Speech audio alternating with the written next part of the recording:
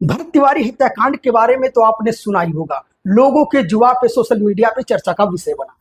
लेकिन कुछ लोग उनको क्रांतिकारी कह रहे हैं तो कुछ लोग उनको भगत सिंह की तुलना कर रहे हैं। ये उनकी व्यक्तिगत राय हो सकती है, लेकिन उसी समाज से सवाल फिर से पूछा जा रहा है कि क्या वो समाज जो आज भरत तिवारी को भगत सिंह और क्रांतिकारी कह रहा है, क्या वह समाज फूलन देवी को क्या उचित और सही सम्मान दे पाया?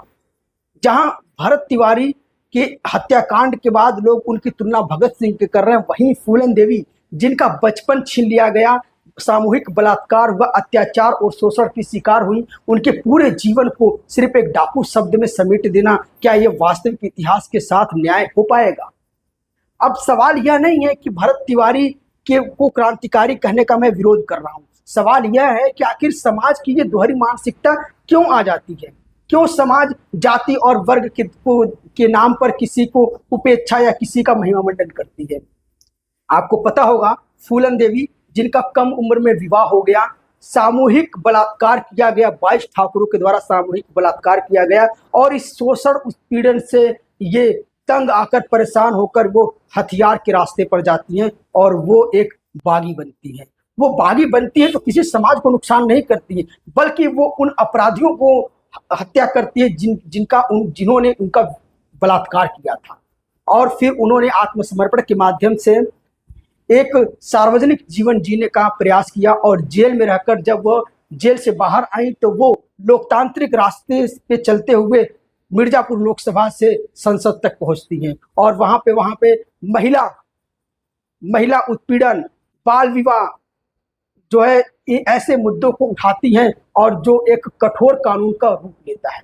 लेकिन इतनी ज्यादा योगदान और बलिदान के बाद उनके पूरे जीवन को सिर्फ एक डाकू शब्द में समेट दिया जाता है, तो क्या ये इतिहास है? माना उनका पूरा जीवन एक विवाद का विषय बना हुआ है, लेकिन क्या उनके सामाजिक जीवन पे चर्चा नहीं होनी चाहिए? क्या सरकार को पुनः मूल्यांकन नहीं करना चाहिए कि क्या एक वंचित और पिछड़ी वर्ग की महिला जो एक सामाजिक दुराचार का शिकार होकर एक डाकू बन गई और बाद में लोकतांत्रिक मूल्यों के तहत वो सार्वजनिक जीवन में और समाज के कल्याण में अपना योगदान देते हुए बलिदान हो गई, क्या उनको वास्तविक सम्मान नहीं मिल पाया? तो सवाल यह नहीं है कि फूलन देवी पिछड़ी जाति की है या अगड़ी जाति की। सवाल यह है कि आखिर ये दोहरी मानसिकता समाज क्यों अपनाती है? क्यों समाज जो है किसी अगड़ी जाति के नाम पर उसका महिमा मंडन करती है और कोई पिछड़ी जाति का होकर उसको डाकू कह दिया जाता है? आज अगर वास्तव में राष्ट्र को, देश को, एक महिला की, एक वंचित वर्ग के लोगों को अगर सम्मान देना चाहिए तो फूलन देवी को ना सिर्फ उनका पुनः जीवन मूल्यांकन करके उनको सम्मान देना चाहिए, बल्कि उनको भारत का सर्वोच्च सम्मान भारत रत्न भी देना चाहिए।